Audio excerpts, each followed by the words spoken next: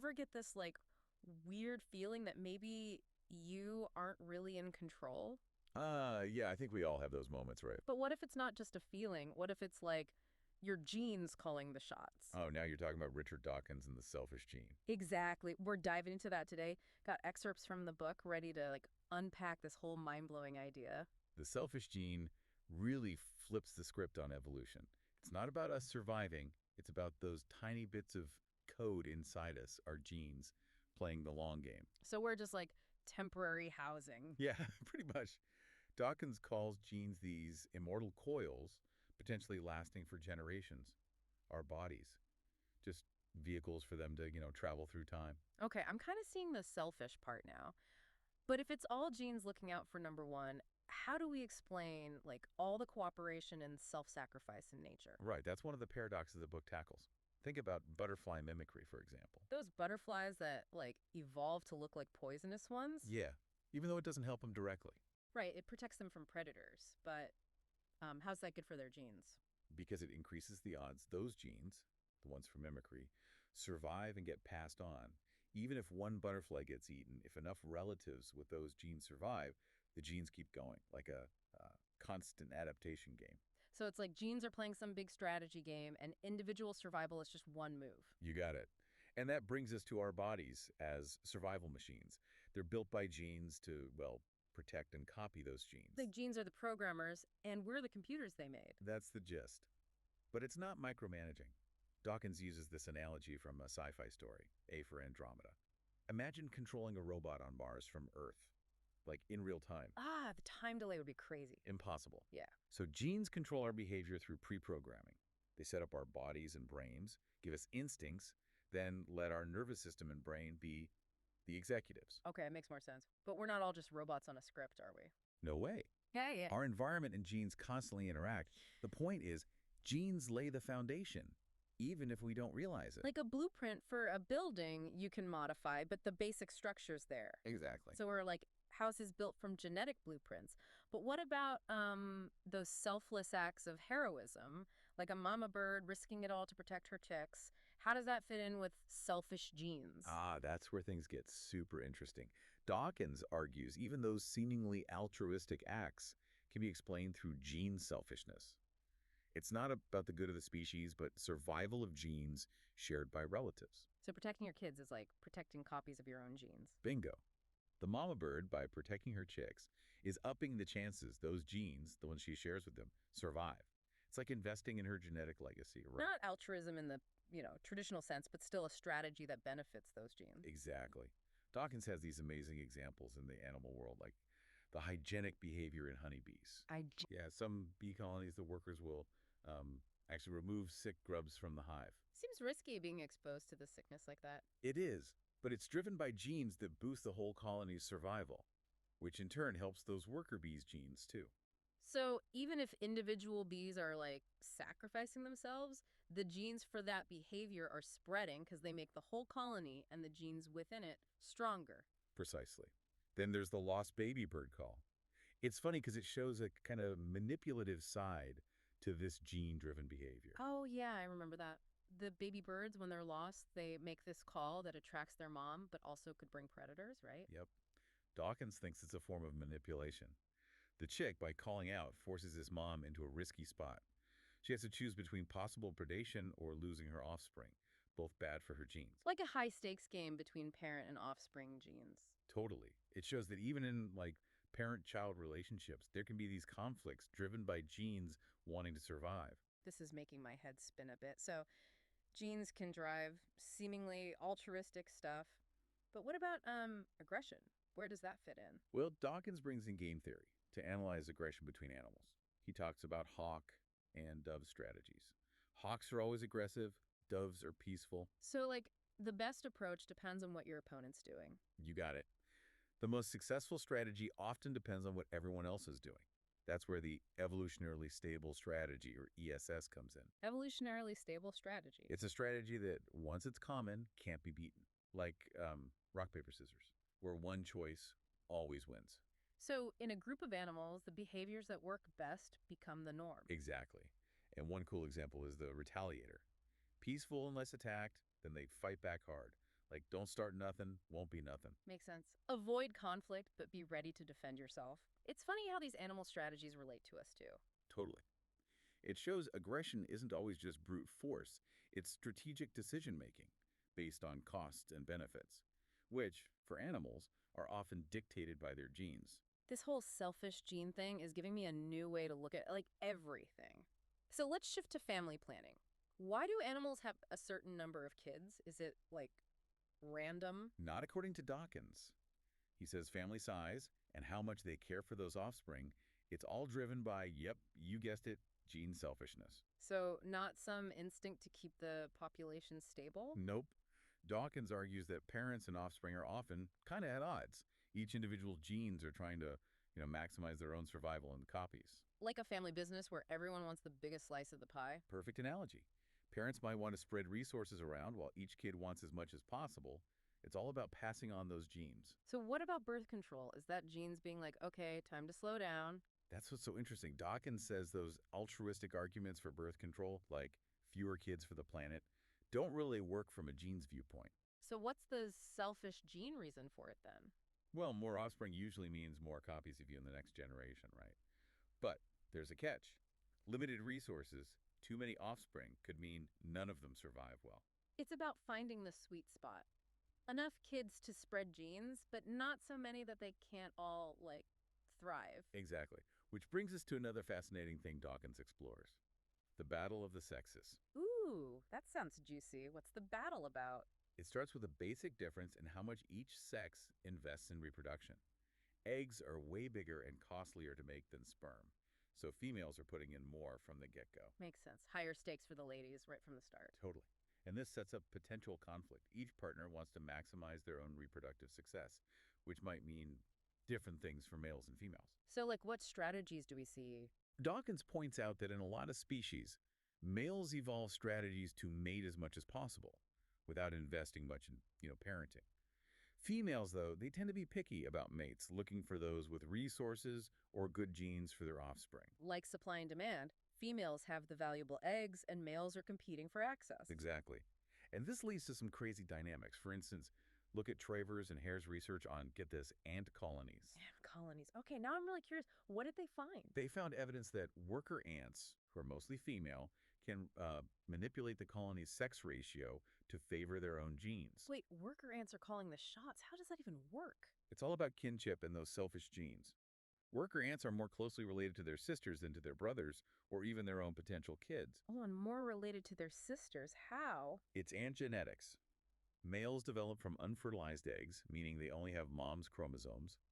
Females develop from fertilized eggs, with chromosomes from both parents. This makes female workers 75% related to sisters, but only 25% to brothers. So for a gene, it's better to make more females since they share more genes with their sisters. Bingo. It's called the workers are in control theory. And it shows how selfish gene thinking helps us understand even crazy, complex social stuff. This is seriously mind-blowing. It's like we're seeing these hidden forces that drive behavior, and it's way more intricate than I ever thought. Right, and we're just scratching the surface. Dawkins talks about how cooperation can evolve, even with selfish genes. And get this, the concept of memes, these units of cultural information that, replicate and evolve just like genes. Memes! Okay, now I'm really hooked. Sounds like a whole other deep dive waiting for us there. So we were talking about genes as like these selfish replicators in evolution. Right. But Dawkins, he takes it further with this idea of memes, units of cultural information. They spread and evolve just like genes. Okay, hold on. Memes, like, those funny cat pictures online? How are those like genes? Well, think of it this way. A meme, it can be any idea, behavior, style that gets copied between people. A catchy tune, fashion, a religious belief, even like a scientific theory. They spread through imitation, just like genes replicate through, biology. So instead of passing on genes through DNA, we're passing on ideas through culture. Yeah. And just like with genes, some memes are way better at replicating than others. A jingle might be popular for a bit, then disappear, like Right. a short-lived mutation that doesn't stick around. But then you got a powerful idea, like democracy, that can last for centuries, shaping societies. So some memes have staying power, others are more fleeting, like comparing a viral TikTok to the Ten Commandments. One's temporary, the other shaped cultures for ages. Exactly. Dawkins says a meme's success depends on how well it replicates and spreads. Some are like viruses, going viral quickly, while others are slower, kind of influencing our thinking over time. Okay, so memes can be powerful, but are they really selfish the way genes are? Well, Dawkins argues that memes, they're like information packets that are just trying to get copied. They don't have a conscious desire or anything, but they spread because they're good at getting replicated. Like, think about earworms. Ugh, those catchy tunes you can't get out of your head. Exactly. That's a successful meme. It gets in your head, you hum it, you sing it, and boom, you're spreading the meme. So if our minds are like a battleground for these competing memes, does that mean we don't really have free will? Whoa, that's a deep one. It's something the selfish gene makes us think about. If our thoughts, our beliefs, are shaped by these replicating things, how much control do we really have? It's kind of unsettling, right? Like these invisible forces battling it out in our brains. But okay, back to genes for a sec. We've talked about selfishness, competition, but what about cooperation? How can that even evolve if selfish genes are running the show? That's another thing the book tackles head on. Dawkins says cooperation can evolve, even with those selfish genes, through things like reciprocal altruism. Reciprocal altruism, isn't that like you scratch my back, I'll scratch yours? You got it. Cooperation being mutually beneficial, even if there's a chance of getting outed. For it to work, you need a good chance of future interactions, what Dawkins calls a shadow of the future, where cooperating is worth more than the risk of being taken advantage of. So it's more likely to evolve in like tight knit communities where people interact a lot? Exactly. The shadow of the future is like an insurance policy. Makes you more likely to cooperate if you know you'll be dealing with that person again. Yeah. Dawkins gives this great example from nature. Cleaner fish. Oh, yeah. The tiny fish that clean the teeth of bigger predatory fish, everyone wins. The cleaner gets food, the big fish gets a dental checkup. Exactly. But just like any cooperation, there can be cheaters. Some fish, they mimic cleaner fish, but instead of cleaning, they bite the big fish and run off. Even in the animal world, there are scammers. Totally. Shows that the rules of evolution, they apply to behavior and social stuff too. Whether it's genes or memes, it's all variation, selection, replication. Okay, this is all fascinating, but my brain's about to explode. If genes are so selfish, and even our thoughts are shaped by these memes, are we all just slaves to these replicators? Whoa, big question. It's one that Dawkins wrestles with in the book. He acknowledges their power, but he also says humans are unique because we can think ahead. So we're not just mindless robots doing what our genes and memes tell us. Not necessarily. Dawkins says that our ability to imagine the future, to get the consequences of our actions, that gives us freedom that other animals might not have. We can choose to cooperate even if it doesn't benefit us right away. We can be altruistic, value fairness. We can even rebel against those selfish urges, the genetic and the cultural ones. That's a pretty optimistic take. So we're not just pawns in the evolution game. We can actually make our own choices. That's the idea. We're not just products of our genes and memes. We're also agents of our own evolution. We can reflect, choose, shape our world in ways that go beyond just those selfish replicators. That's incredibly empowering. But I gotta admit, this whole selfish gene view can be a bit much to take in. It's like looking at life through this whole new lens. I get it. It can make you question everything. Oh. But it also helps us understand what shapes life. The biological ADN, the cultural stuff. It's definitely made me rethink a lot of my own assumptions about human nature. But okay, let's go back to altruism for a minute. We talked about how genes can drive it by, like favoring relatives. But what about those times when animals help total strangers? No relation at all. How can a gene for self sacrifice survive in that situation? That's a great question. It brings us to a really important concept in evolutionary biology, kin selection. Kin selection, yeah. We touched on that with the mama bird protecting her babies, right? It's all about helping your family. That's part of it. But Bill Hamilton's theory of kin selection, the brilliance, is that it shows how a gene can become more common in future generations, not just by helping the individual who has it, but by helping others who are likely to share that same gene. So it's not just looking out for itself, it's looking out for its copies, wherever they are. Yeah. Like hedging its bets. It's not me, it's us, the whole gene family. The closer the relation, the stronger that push for altruism is. That makes sense for parents, kids, siblings. But what about helping strangers? Sometimes what looks like altruism towards strangers might be that reciprocal altruism we talked about, helping someone now, so maybe they'll help you later. But other times, it might be about reputation or signaling. Reputation and signaling. Yeah, even if you're not related, helping someone can make you look good to the group. They'll see you as reliable, altruistic. more likely to cooperate or help you in the future. It's like building social credit. You invest in helping, and that gets you trust and cooperation from the group. Exactly. And that can have evolutionary benefits. Cooperative, trustworthy people are more likely to find mates, get help when they need it, access resources. So even seemingly selfless stuff can have a hidden payoff, social standing, that leads to, well, more offspring. Wow, this is making me rethink every nice thing I've ever seen anyone do. There's like this whole hidden level of genes and strategies going on. That's what the selfish gene does. It makes us look past the surface, consider those deeper evolutionary forces at play. It might seem cold at first, but it actually helps us understand where cooperation, altruism, even morality come from. You're saying our sense of right and wrong might be rooted in this selfish gene logic. That's wild. It is. Dawkins says our moral feelings, our ideas of fairness, they might have evolved because they ultimately help our genes spread. Societies that work together, that are fair, they tend to do better, which helps the people in those societies and their genes. So even morality might not be totally selfless. It's like we're programmed to care about fairness because it helps our genes in the long run. That's one way to look at it. Of course, human morality is complex. It's got culture, upbringing, all that mixed in. But the point is, our biology, those selfish genes, could be part of why we have a sense of morality. This is giving me a whole new perspective on that whole nature versus nurture debate. So if genes shape our behavior, even our morality, does that mean we don't have free will? There's the million-dollar question. And it's one the selfish gene leaves us thinking about. So even after this deep dive, we still got the big questions. In a way, yeah. But that's part of why it's such a powerful book. It doesn't give easy answers. It makes us think, question our assumptions, grapple with how complex life is. It's an invitation to keep talking, keep exploring, and figure out what it all means. I like that. An invitation to keep talking. Because honestly, this is just the beginning. So much more to explore. Totally. And I think that's what Dawkins would want. Not just to accept his ideas, but to engage with them, debate them, build on them, to use them to understand ourselves and the world better. Okay, sounds like we've got our work cut out for us.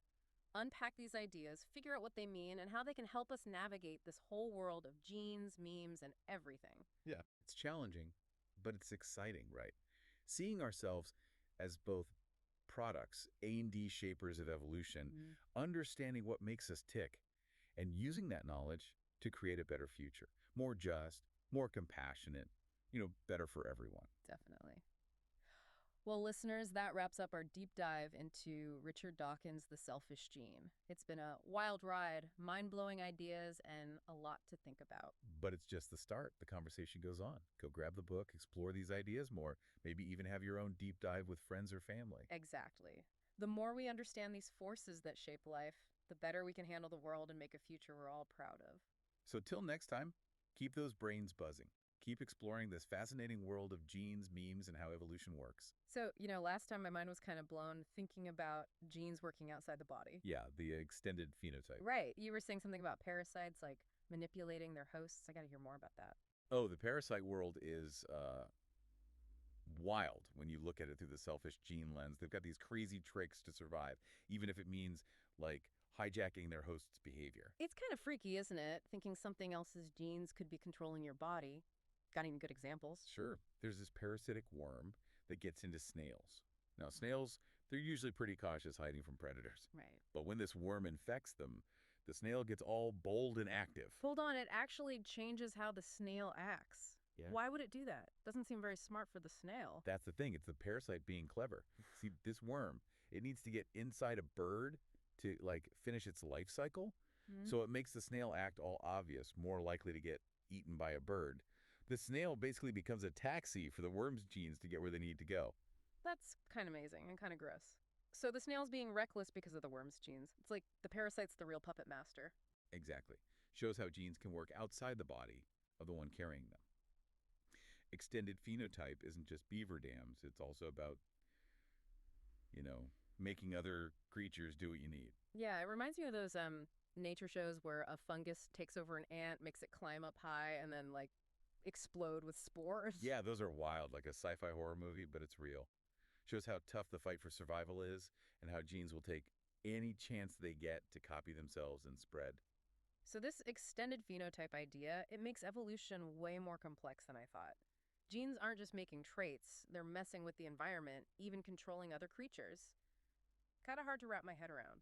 I get it. It can be a little unsettling, all these forces working behind the scenes, genes playing their game over generations, even across different species.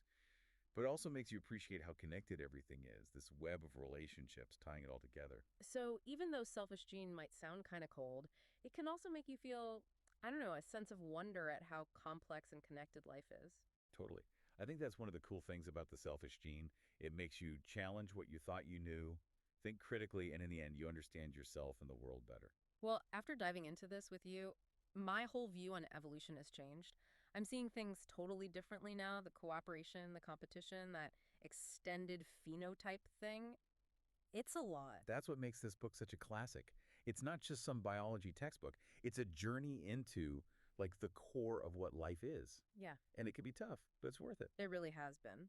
Okay, so we've talked about a lot: selfish genes, powerful memes, how altruism and kinship work, even that mind bending extended phenotype. Now what? What do we do with all this? How does it change how we live? That's the question, right? Yeah. And it's one we have to figure out. But I think one of the biggest takeaways from the selfish gene is that we're not just like robots controlled by our genes. Right. We can make choices. We have a sense of ethics. We're not just stuck with our biology. We can, like, overcome those selfish urges. Exactly. We can choose to work together, be kind, build a world that's more than just those replicators calling the shots. That's a pretty hopeful message. It really is. Yeah. Knowing we have some control, we can shape the future, not just for us, but for everyone, all life on Earth. Yeah. Well, listeners, I hope you've enjoyed this deep dive into the selfish gene as much as I have. It's been a wild ride. Lots of big ideas and things to think about. And it's just the start. The conversation goes on. Pick up the book, explore more, maybe even have your own Jeep dive with people you know. Exactly. The more we know about what shapes life, the better we can navigate it all and build a future we're all happy with. Well said.